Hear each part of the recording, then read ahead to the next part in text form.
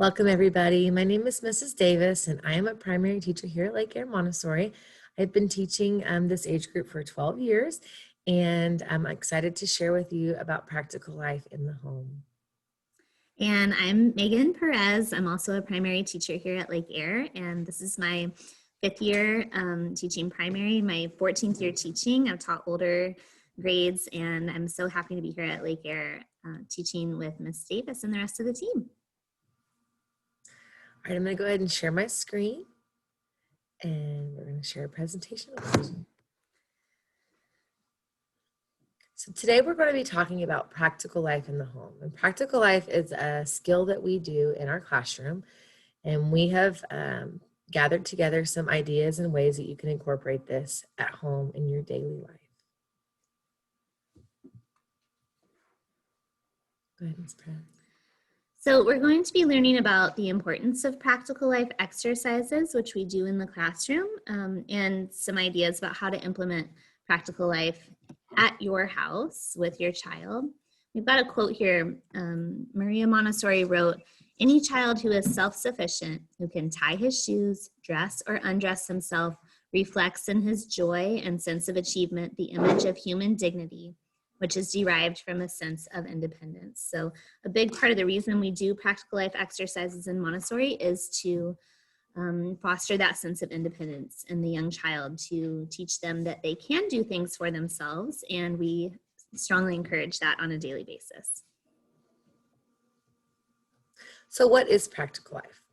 Practical life is a set of exercises in which prepares the child for independent living. Equally important, they develop concentration, focus, fine and gross motor control, self-control, mindfulness, and self-confidence. Practical life revolves around 4 main areas, and those areas are self-care, care of the environment, grace and courtesy, and movement of objects. We're going to go into a little depth over those.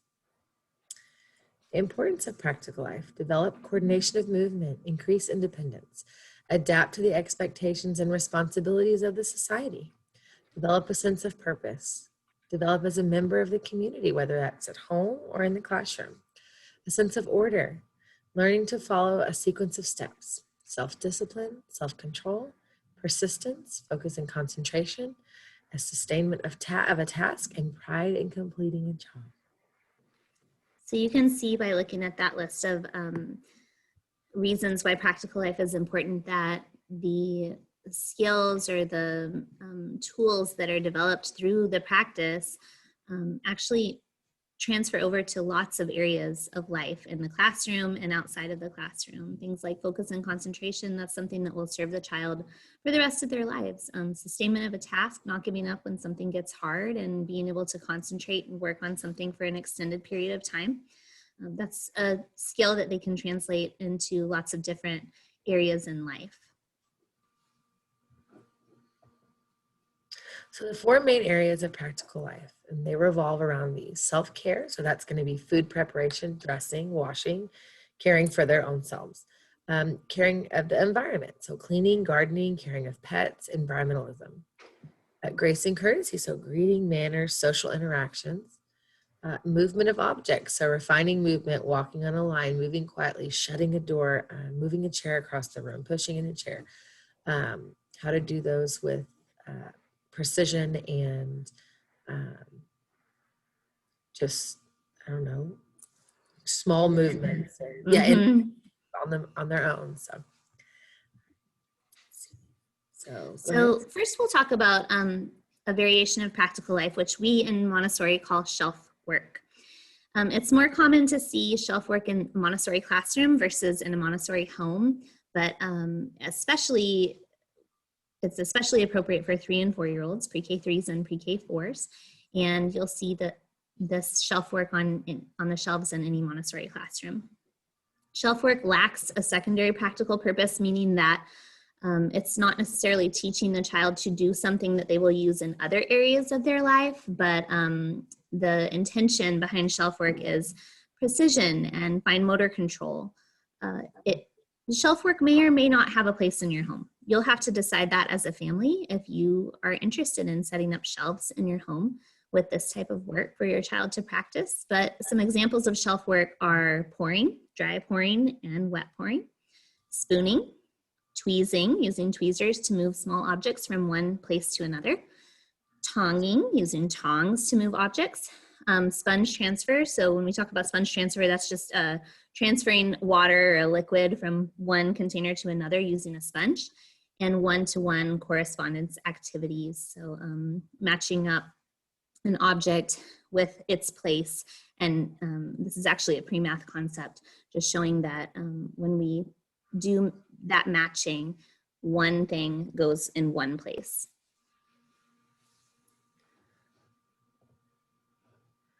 And then secondly, another variation of practical life would be chores. So this is something that you're probably more familiar with utilizing in your home. Chores should be age appropriate, and we'll talk about what age appropriate chores might be in just a moment. They should be purposeful, so not just something to keep your child busy, but something that does serve a purpose in your family. They should be a positive experience, not a punishment, and not something that, oh gosh, we've got to get up on Saturday morning and everybody has to do their chores and we just have to get it out of the way. If you can possibly make chores a positive experience for everyone in your family, that's great, and it makes it more intrinsically rewarding for the child. They should be shared, so this is something that everyone in the family is going to participate in, including our 3-year-olds, including our 4-year-olds. And they should be rewarding in some way. So you as a family are going to have to decide, and this might be different for every child in your family, what kind of reward works best for your child. In Montessori school, we really encourage intrinsic rewards, meaning that the child feels a sense of accomplishment when they finish the chore, when they do the task. And that sense of accomplishment and pride is what drives them to continue doing the chores or practicing the task. But in your family, you might decide that extrinsic motivation or extrinsic rewards work better. So things like sticker charts, or after we all get our chores done, then we're gonna go, play at the park, or we're gonna go get ice cream together, or something like that. Here is a list of chores that are age appropriate from 2 all the way up to 12 and beyond. For the little guys our age, some ideas would be feed the pets, wipe up spills, put away toys, make bed, straighten bedroom, water household plants, sort clean silverware, put away prepare simple snacks, use a handheld vacuum, clear the kitchen table, dry and put away dishes, disinfect doorknobs, even cleaning windows with help from the parent as far as spraying the chemicals needed, or whatever you use to clean, but anything along those lines. And then even below that, so they could do the 4 to 5 age group, and then the 2 and 3 below. Don't you think, Ms. Perez? Absolutely. So these chores are going to build on each other. So when you have a 2 or 3-year-old, you're going to start with some of the ideas on the 2 to 3 years list, and then they'll continue to be responsible for putting away their own toys or for putting away their own books, things like that. And then we'll add to their list of responsibilities as they grow older. And just a note about this, you can do chores in lots of different ways, depending on what works best for your family. I know some people like to have a chore chart or some kind of, system where everyone in the family is responsible for different chores.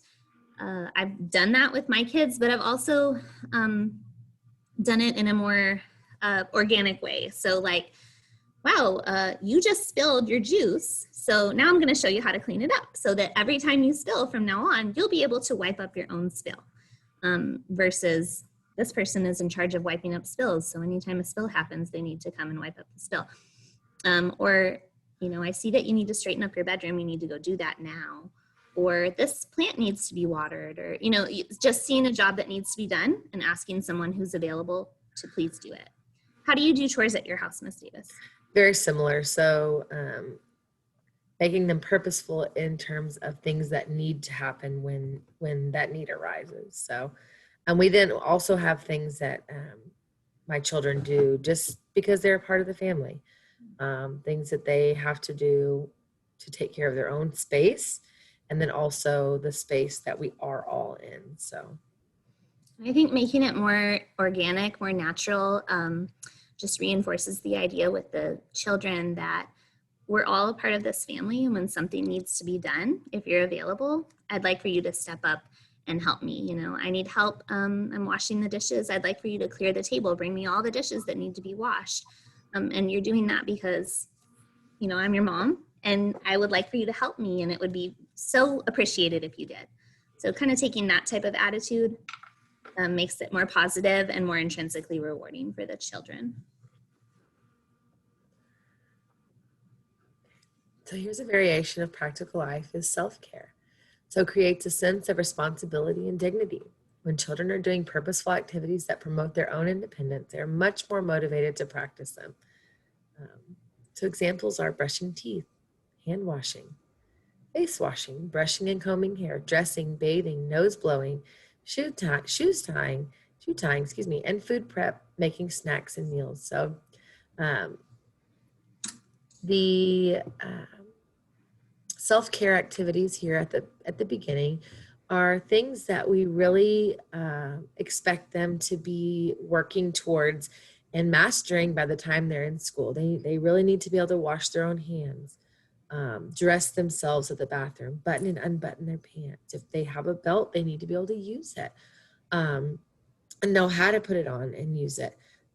Shoe tying comes a little bit later, but at least knowing how to put on their shoes, and if they have Velcro, being able to function the Velcro, blowing their nose, wiping their own face. Those are things that when they come to school, they should be able to do. Do you want to say anything about that, Ms. Pratt? I was just going to say, I really love the idea of self-care, fostering this sense of independence and dignity in the young child. So it's not about, you know, us as teachers, like we don't want to do these things or we don't want to help your child do these things at school. If they need help and support, of course, we give that. But I just love the idea of thinking of the 4-year-old or a 3-year-old as an independent person, as a real person, not a baby, not someone who needs to have everything done for them, but teaching them that, wow, you're a person and you can do these things for yourself. And I'm going to show you how, so that from now on, you are able to do them without help or with very minimal help. It's a great thing in the classroom because it does teach the kids that they are humans who are able to do things for themselves, and it helps our community function a lot smoother. But it's great at home too. If you're not having to tie everyone's shoes in the morning, or you're not having to, you know, help your child blow his or her nose, it just makes family life so much happier and smoother.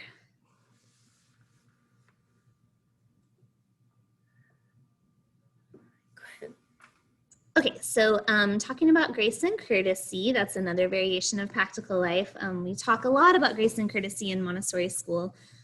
These are the things in any society that keep a group of people functioning together smoothly.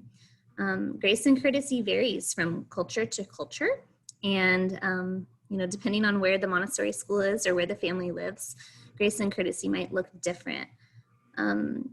This is, when we talk about grace and courtesy, it's just the type of environment or the ambiance that parents create in the home or that we as teachers create in the classroom.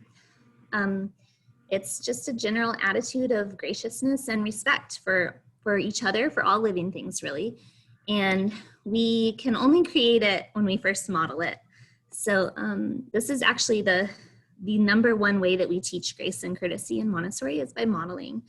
So it's not a lot of correction necessarily or telling the children, you know, now you need to say thank you. It's a lot of modeling, and that starts in the home.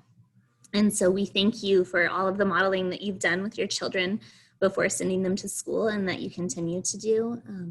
But we demonstrate these things, these manners, this gracious way of being, this respectful way of being in everything that we do, or we try to as Montessori teachers. So we're trying to teach them manners. We're trying to grow helpful children who want to help each other and who are respectful and who know how to respond appropriately to events. So for example, if someone sneezes, we want them to know that the appropriate thing to do or the appropriate thing to say is to say, bless you, or something like that, or to offer a tissue.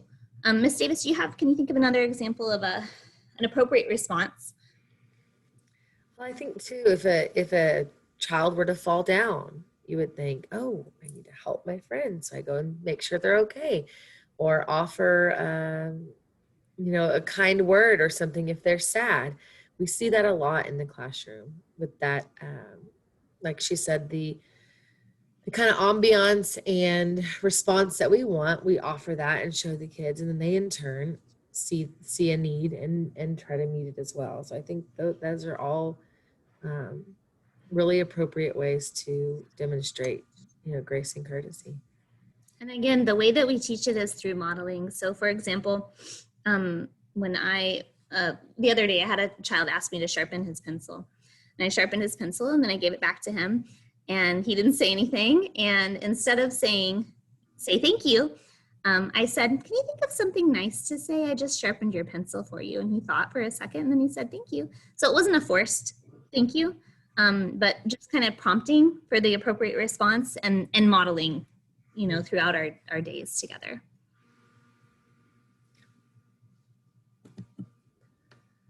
All right, so another variation is involving family life and care of the environment. So when a child feels that they're important and an important part of the family, they're more likely to take responsibility. So making, like Ms. Perez was saying with the chores, making it a group effort, making it something that everybody does, not singling them out. I know my kids try to say they're the only ones that do anything. And so, no, that's not true. Like, we're all doing this together. Sometimes you don't see what your parents do when you're asleep or not around, but these are my responsibilities and these are yours. So making it a family thing, and then care of the environment. So example, cooking dinner together, doing laundry together, doing yard work, gardening, cleaning up together, cleaning the house together, tackling different DIY projects, caring for pets, caring for younger siblings. So really, really getting everybody involved in the care, and just making the children feel a part. Yeah, and this making them feel a part, making them feel involved just really teaches them that, you're an important part of this family. If you don't contribute, something's lacking. Someone else has to pick up the slack, and we all kind of suffer. We need you. We need you to be an involved part of this family. I know at our house, we just recently started, every Friday night, we all work together to clean the house. And everybody needs to be a part of that. And gosh, the more you help, the faster we're going to get this done. And the sooner we can move on to fun things. So exactly. Just making if one person's not involved, it's leaving a hole in what we need to do. So. Right. So it's kind of teaching the kids, giving them a sense of dignity. Like, I'm an important part of this family, and if I don't do my job, it affects other people. And instead of, oh, that's mom and dad's job and I get to watch TV while they clean the house or whatever. No, you're a part of this family, and we're all going to work together to get this job done. It sounds like, it's depending on how you present it, it can be a very positive and self-esteem builder for kids. Okay, so this is just some tips on how to incorporate shelf work. First, you decide if this is appropriate for your child or for your home. Some parents are going to want to incorporate shelf work, and others may not, and that's okay. Does the shelf work meet the needs of your child? Most appropriate for ages 3 and 4. Shelf work does have a lot of little parts, so make sure if you have younger siblings or babies in the house that's in an appropriate space for that child, and that the little ones are not. Although there is practical life for younger kids, even younger than 3 to 4, kind of some basic movements and activities, but just make sure that those are not available, of course, for the little ones to get a hold of. So you'll gather up the materials, the trays, the bowls, the spoons, the tongs, the tweezers, the small pictures, cups, tiny items, beads, pom-poms, trinkets, money, rocks, any of those things, and assemble 5 to 6 trays that are varied and interesting. Put the trays out in an organized, designed space that is accessible to the child. And that's important, that it's able to be accessed and used by your child independently. You're going to first demonstrate how to use each tray, how to return it, or what we call restore. Allow your child to use the tray as he's interested in them, and then change them out every so often. So. And if you are going to incorporate shelf work at home, it is quite a commitment, but there are lots of great ideas on Pinterest if this is something that you want to invest time in. Okay, so talking about chores, it's a great idea to start with a family meeting in which you clearly state your expectations for everyone in the family, but to keep it positive and to emphasize that you participating in this is part of being the team that our family is. This is a team effort. Choose some chores for your child and then let your child choose some chores for themselves so that they have some ownership in the system that you set up, and then choose a system that works for your family. So you might, like I said, use a chore chart. It might be daily chores, it might be a weekly thing, and then you may or may not use extrinsic rewards, or you might rely more on intrinsic rewards, and then implement it and be as consistent as you can. So, this for me is difficult because family life is so busy and things are always changing. And, our kids are growing. And so that's definitely a challenge for me to be consistent with chores. But the more consistent you are, the more used to the routine your children will get. And it will just become part of your daily or weekly life. I think that's important what Ms. Perez says. Choose 2 to 3 chores that you need your child to do, and then let them pick a couple that they would like to do. I think getting them involved is really going to be the key to success. Incorporate self-care. So make the necessary tools accessible to your child. Make the wash rag and the soap accessible to them in the shower. Make sure you've taught them how to do that skill. So teach one skill at a time and then hold them accountable for that skill with appropriate support, of course. Give just as much support as necessary for your child to be successful. No more, no less. Give lots of praise and encouragement. Your child will take great pride in his or her new ability. And I'm sure want to show everybody in the house how excited and proud they are. Once you see that they have mastered the skill, teach a new one. Add to the skill set over the days and weeks. So if your child can now put on their pants, then show them how to put on a shirt or put on their socks. If they can brush their hair, teach them how to pull it back. I know with different hair and different needs that might be harder. My daughter definitely cannot do her own hair, but she has now learned how to pull it back in a scrunchie when it's already done. So that's a way that she can be involved in getting the hair out of her face or however she feels that she needs to. And you would think that's not something that you'd need to teach, but yes, you pull your hair back, you make a fist, and then, the process of that. So she's very proud that she's done that. Let's see. Yeah, allow your child to choose their own clothes. This will allow independence, creativity, self-expression, and autonomy. This has been a struggle for me as a parent because I like my child to look a certain way, to dress a certain way when they were younger. And then my son went through the phase where he wanted to pick out his own clothes and dress himself. And I was able to do that. It was harder for me to let go the reins with my daughter. I don't know. I like the bows and the jewelry and all the fun stuff. But slowly over this year, as we've added a new member of our family, life has gotten more crazy. And I really needed her to take that responsibility on her own. And she's been picking out her own clothes, getting dressed. It may not look the way I always want it to, but she's so proud of the way that she puts herself together and ready for school. And she always has reasons why she picks what she picks. And so it's definitely freed up some time for me to do the things that I need to do, as well as her getting dressed and being very proud of that.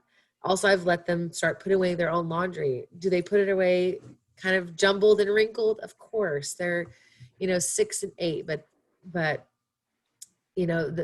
it's helped a lot with them feeling responsible for the way that they keep their rooms and put away their things. Ms. Perez, did you want to add anything? I'm just going to say I'm so proud of you for all of that, Ms. Davis. And sometimes it's harder for the parents to let go of the reins and let the children do these things that they are ready to do. I've got an example from one of my daughters is going through this phase where she wants me to squeeze the toothpaste onto her toothbrush. Well, she's been doing that independently since she was like 2.5. So I'm not really sure, like I'm kind of trying to figure out why she wants me to do that. But I will not do it for her because I know that she's capable of doing it. Would it be easier for me to just go in there and do it and be done with it and not have to hear the fussing? Yeah, absolutely. But I asked her, do you need me to stand here with you while you squeeze the toothpaste onto your toothbrush? I'm more than happy to do that if you need some moral support. Sometimes it is kind of more of an emotional thing. But a lot of these things, self-care and chores, it's faster and easier for us to do them as adults, of course, and it takes longer. And a lot of times, like Ms. Davis was saying, it's not done in the way that we would like to have it done. But, it's part of our job to allow them to be independent and to encourage them and to expect them to do these things independently that they are able to do. And then give a small number of choices to start, 2 or 3 options that are appropriate for the weather and the occasion as far as getting dressed. Go ahead, Ms. Perez. So talking about how to incorporate this involvement of family life. So it's along the same line as chores, but it's more cooperative, and it might be a project that you take on as a family on a Saturday. But go ahead and start involving your children in pretty much everything that you do. Invite them to help you, or you could invite yourself to help them. Ask if you can help them with something. It's this involvement that weaves the fabric of everyday family life, and it teaches our children what they need to know to be able to do to be productive members of society. So when they do leave us in 14 short years, they will know how to take care of themselves. That's ultimately what we want as parents. So we're showing them how to do it, but like Ms. Davis was saying, it's not going to be perfect. And so don't expect perfection. They're not going to be able to do it the way that you would. And realize that it will take longer and that you might have to go back behind them after they go to sleep and rewash the dishes or whatever it is, remop the floor. It's not going to be done perfectly, and that's okay. Like Ms. Perez said, my daughter likes to help cook, and it takes so much longer when she cooks, and there's so much more mess, but she finds such pride and joy in helping be a part of the family in that way. So it's just something that until she's able to do it with no mess and, about the same speed as me, I'm just going to enjoy that time with her. So it, And like I will she say said, that it does take longer and there's more mess, but it's in the long run, the skills you're going to be teaching them are priceless. And I will say that I'm just now starting to kind of see the fruits of all of these years of more mess and everything taking longer and it not being done correctly. Because my 6-year-olds, now I'm standing right there next to them to supervise, but they can make their own pancake. Like they make their mix, they cook the pancakes, they can do all of that independently. So I'm thinking, gosh, in a couple more years, I won't be having to stand here supervise and they can make pancakes on Saturday morning for the whole family. So it's nice to see just how that finally starts to, gosh, like this is why I went through all these years of kind of frustration and having to have a lot of patience. Absolutely.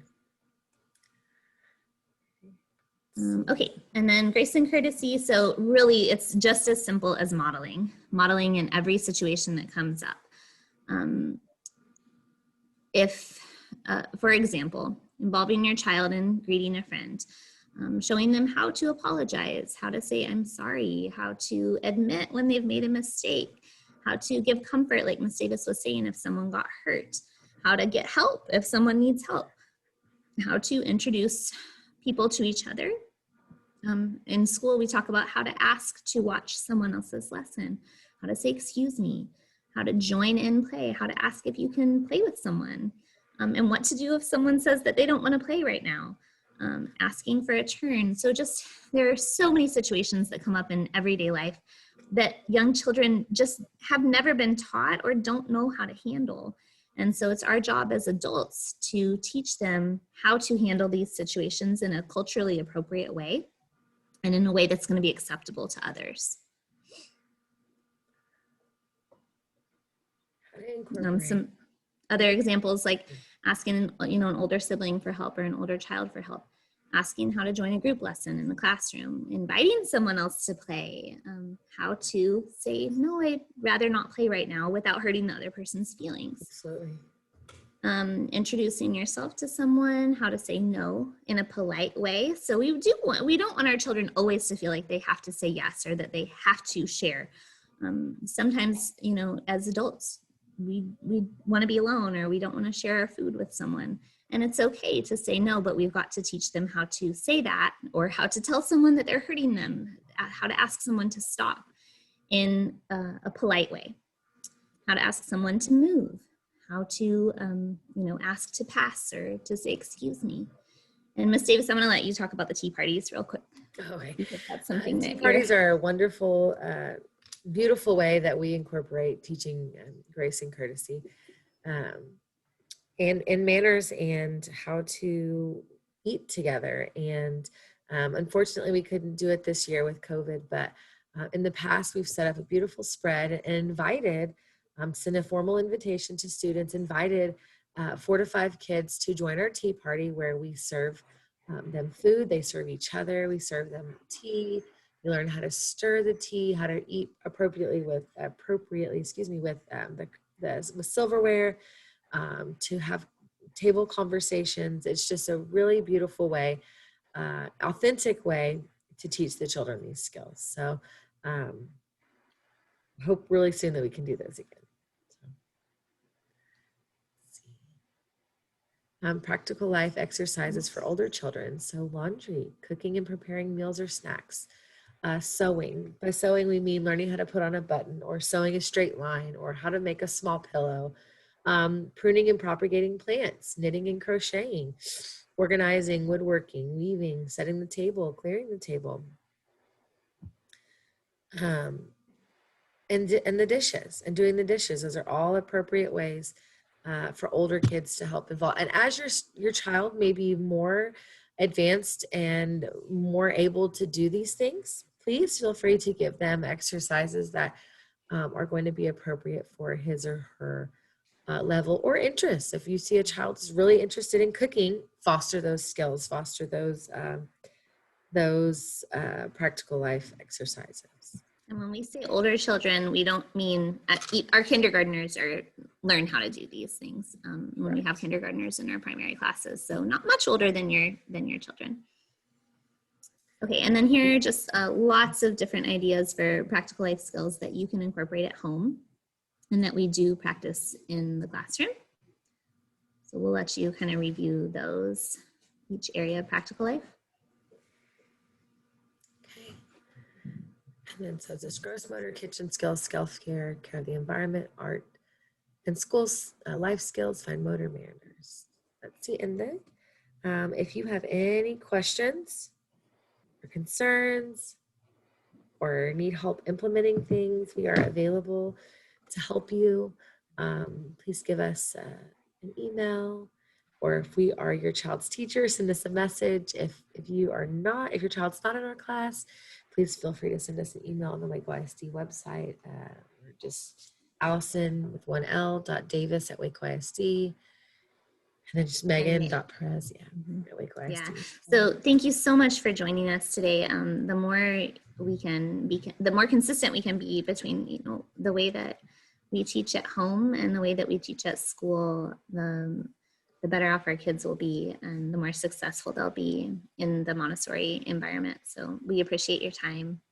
And these are all things that we have done or are doing with our own children. So we've been there. We have, and we only want to help you make your life easier and more purposeful for the kids. So do those things at home. So again, thank you so much. We appreciate you being here, and we hope you have a great day. Thank you so much. Bye-bye.